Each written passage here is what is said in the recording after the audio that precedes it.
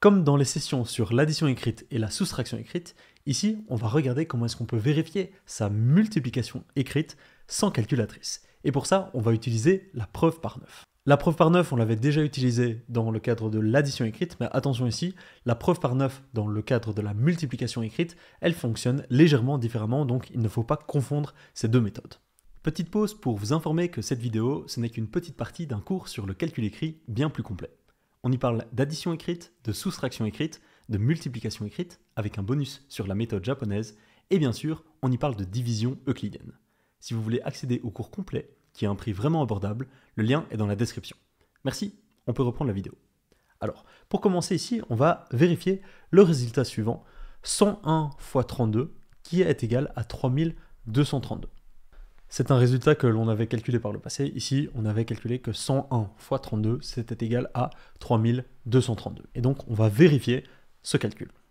A noter que cette méthode, pour vérifier sa multiplication, elle fonctionne aussi bien avec la multiplication écrite que la multiplication mentale. De manière générale, quand on est dans le cadre de la multiplication, peu importe la stratégie que l'on utilise pour la calculer, cette méthode, elle fonctionne. Ce n'est pas une méthode qui est propre à la multiplication écrite. Cette méthode, elle fonctionne comme suit. On va commencer par s'intéresser au premier facteur de la multiplication, 101. Et ce que l'on va faire, c'est additionner tous les chiffres qui composent ce facteur. Donc 1, 0 et 1.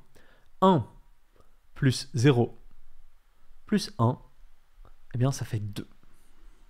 C'est égal à 2, et ce 2, on va l'écrire ici. Ensuite, on va s'intéresser au deuxième facteur. Je vais prendre une autre couleur, on va prendre la couleur verte, et on va faire exactement la même chose pour ce deuxième facteur, 32. On va additionner les chiffres qui composent ce deuxième facteur. Donc ici, on a 3 plus 2, et 3 plus 2, ça nous donne 5. Et 5, on va l'écrire ici.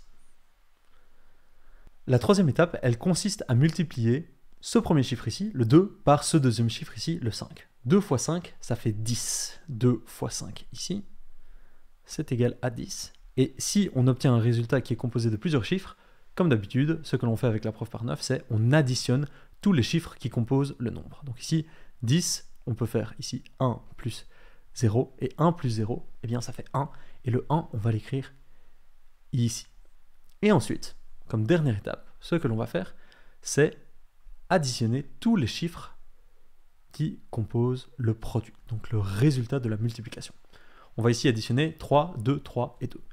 Donc on a ici 3 plus 2 plus 3 plus 2. Alors 3 plus 2, ça fait 5, plus 3. Ça fait 8, plus 2, ça fait 10.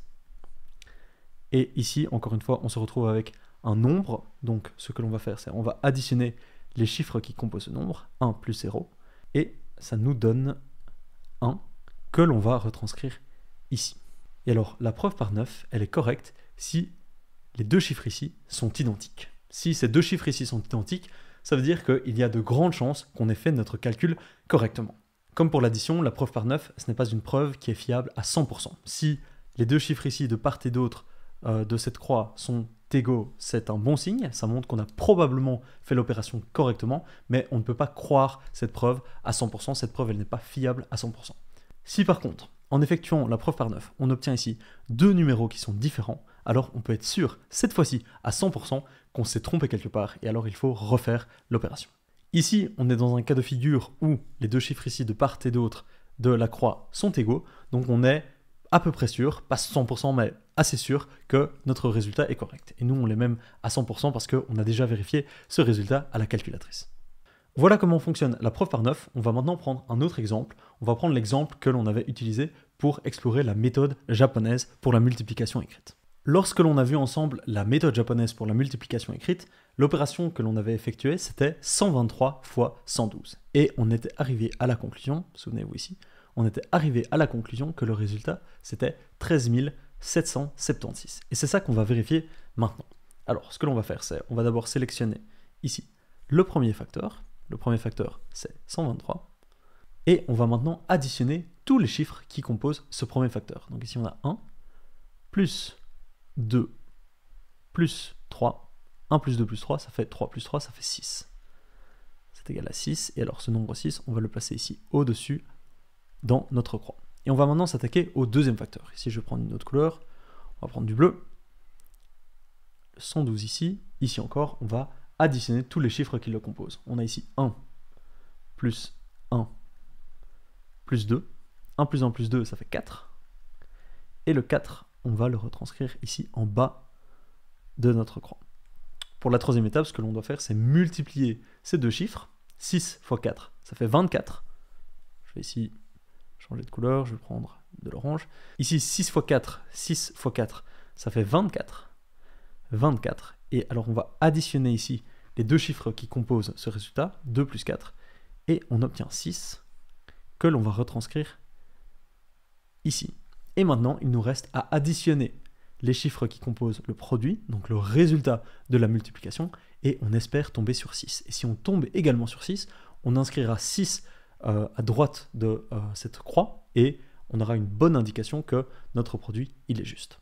Pour les paresseux et les paresseuses, souvenez-vous, lorsque l'on a vu la preuve par 9 dans le cadre de l'addition, on avait vu que lorsque on pouvait obtenir 9 en additionnant deux chiffres d'un même nombre, on pouvait les supprimer. Et ici, c'est ce que l'on va faire.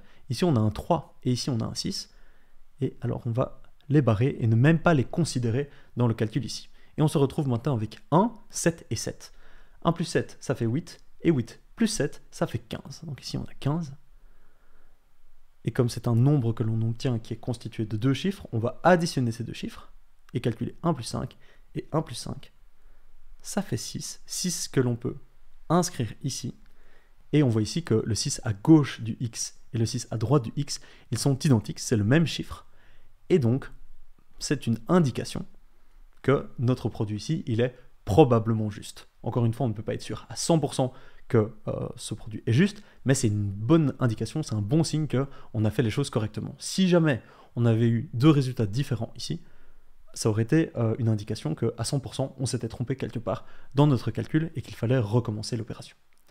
Voilà, vous savez maintenant comment utiliser la preuve par 9 pour la multiplication écrite. On se retrouve dans la prochaine session où cette fois-ci, on va s'attaquer à la division écrite.